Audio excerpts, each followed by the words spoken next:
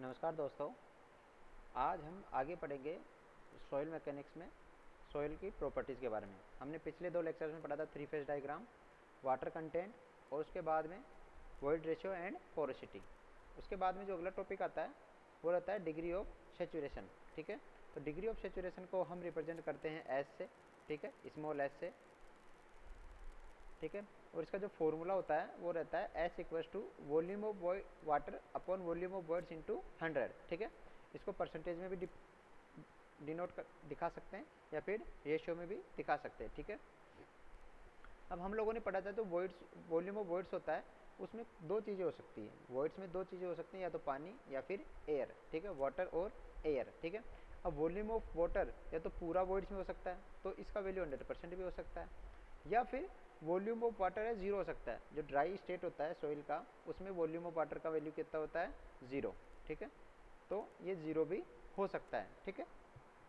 तो इसका वैल्यू 0 से लेके 100 के बीच में हो सकता है, 0 से लेके 100 के बीच में इसका वैल्यू हो सकता है, ठीक है। अगर इसकी डेफिनेशन की बात करेंगे तो डेफिनेशन को ऐसे ही लिख सकते हैं कि it is defined as the ratio of volume of water upon volume of voids into 100, ठीक है।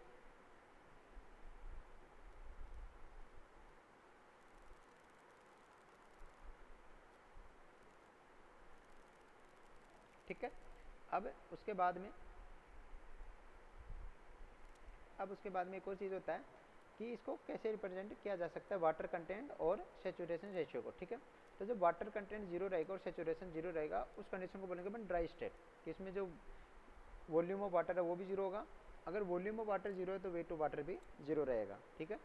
तो वाटर कंटेंट जो होता है उसको होता है weight of solid water upon weight of solid, ठीक है। और जब पूरे ही वॉल्यूम ऑफ वर्ड्स में पानी रहेगा, ठीक है, तो वेट ऑफ वाटर भी मैक्सिमम रहेगा, तो उस कंडीशन को बोले अपन सेचुरेटेड कंडीशन। उसके बीच में कुछ स्टेट्स आ सकती है, जैसे ड्राई और सेचुरेटेड के बीच में ह्यूमिड, डैम्प, मॉइस्ट, वेट और सेचुरेटेड। तो ये 4 कंडीशन एक्स्ट्रा हो सकती है, ठीक है।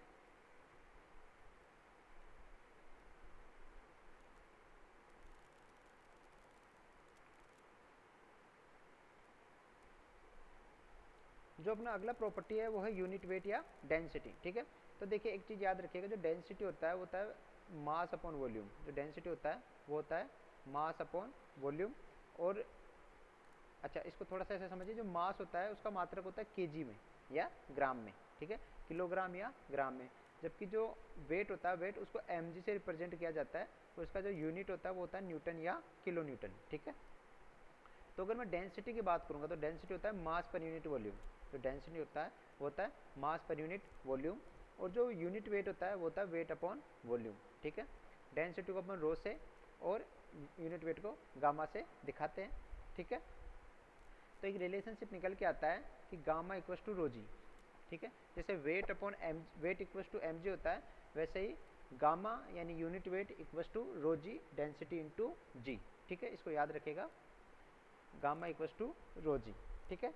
ये कहाँ से आया, इसको ऐसे समझिए, वेट अपॉन वॉल्यूम होता है तो वेट होता है एम जी के बराबर। तो एम बटे वॉल्यूम हो गया रो, और जी ऐसे कैसे आ जाएगा, तो रो इक्वस टू हो गया gamma, sorry gamma equals to हो गया रो जी, ठीक है।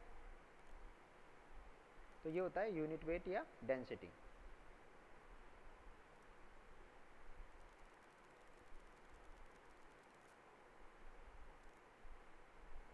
ठीक है, उसके बाद में आता है बल्क यूनिट वेट, ठीक है। तो बल्क यूनिट वेट का मतलब ये हो गया कि it is the ratio as defined as ratio of total weight of soil in existing condition to the total volume of soil. तो ठीक है, तो गामा बी जिसको डिपेंड करते हैं वो होता है W T upon V T, total weight upon total volume, ठीक है, बल्क यूनिट वेट, ठीक है। तो total weight upon total volume, ये एग्जिस्टिंग कंडीशन की बात करता है। ये एग्जिस्टिंग कंडीशन में ये ड्राई स्टेट में भी हो सकता है, सेचुरेटेड स्टेट में भी हो सकता है, या और कोई कंडीशन में भी हो सकता है, ठीक है। अब इसकी स्पेशल कंडीशन कब आती है कि सेचुरेटेड यूनिट वेट, ठीक है। तो bulk unit weight saturated unit weight कब बन जाएगा, जब एस इक्वस टू क्या हो जाएगा 100%, यानी जब पूरे वॉइड्स में ही, जब पूरे के पूरे वॉइड्स में एयर ना होकर पूरा का पूरा पानी भरा रहेगा, तो वो होगी सेचुरेटेड कंडीशन। और उस कंडीशन में जब अपन यूनिट वेट निकालेंगे तो gamma bulk will be equal to gamma saturated, ठीक है।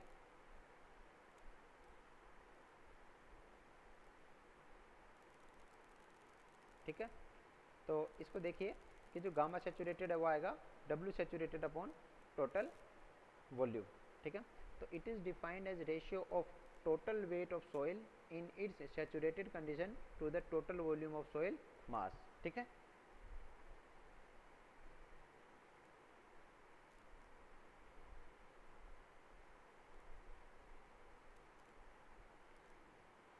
अब आता है ड्राई यूनिट वेट, ठीक है।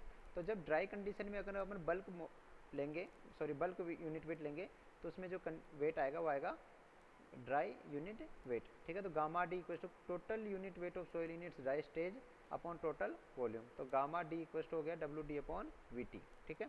तो इफ एस इक्वल टू 0 तो soil is in dry state, तो gamma will equal to gamma dry, पहली कंडीशन ये हो गई। और if S equal to 1 soil is saturated then gamma bulk equal to gamma saturated, ठीक है। याद रखिएगा कि जो बल्क होगा, बल्क कंडीशन एग्जिस्टिंग कंडीशन होती है, वो ड्राई कंडीशन भी हो सकती है और सेचुरेटेड कंडीशन भी हो सकती है, depending upon the saturation ratio.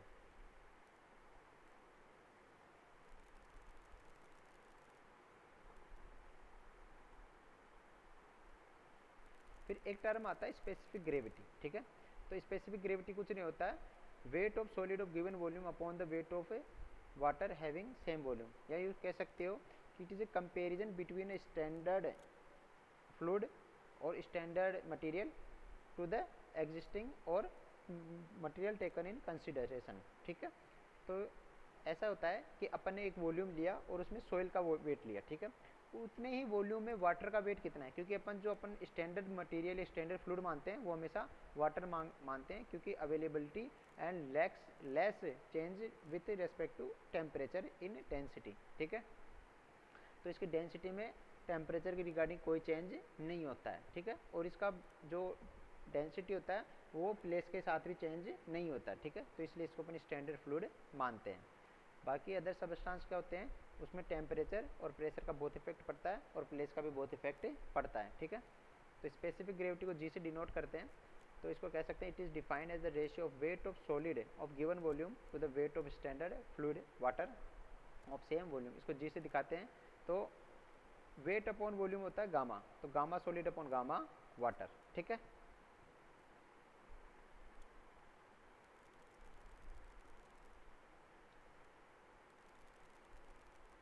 तो जो जी का वैल्यू आता है वो आता है gamma solid upon gamma W.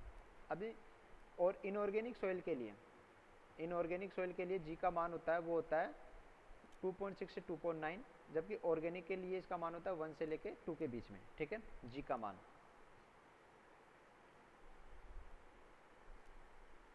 फिर आता है बल्क स्पेसिफिक ग्रेविटी जीएम। तो बल्क स्पेसिफिक ग्रेविटी कुछ नहीं है, अगर सोइल की एग्जिस्टिंग कंडीशन की बात करेंगे अपन ने जब आपको स्पेसिफिक ग्रेविटी बताया था जी, वो बताया था जनरल के लिए, बस जनरल कोई भी सबस्टांस होगा उसका वेट एक फिक्स वॉल्यूम के लिए और उतना ही वेट उतने ही वॉल्यूम के लिए पानी का वेट, ठीक है। अब ऑर्गेनिक सॉइल की बात करेंगे तो वो जी या जीएम कुछ भी कह सकते हैं उसको, 2.6 से 2.9, और ऑर्गेनिक के लिए 1 से लेकर 2 के लिए। लेकिन जब बल्क स्पेसिफिक ग्रेविटी की बात आती है तो स्पेशली सॉइल के लिए बात करता है, ठीक है। तो bulk specific gravity GM equal हो गया weight of soil of given volume upon weight of water having same volume. तो GM will be equal to gamma bulk upon gamma W, ठीक है।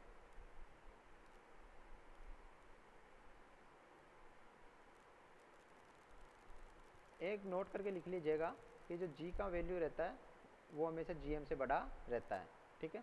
इक्वल भी हो सकता है और बड़ा ही रहेगा, कभी कम नहीं आएगा, ठीक है।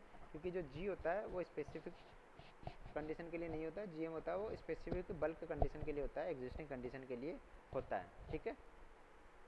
चलिए ये आपकी सॉइल प्रॉपर्टीज हो गई। अब अपन अगले लेक्चर में देखेंगे, हम लोग अगले लेक्चर में देखेंगे कि relation between the soil properties, ठीक है। चलिए।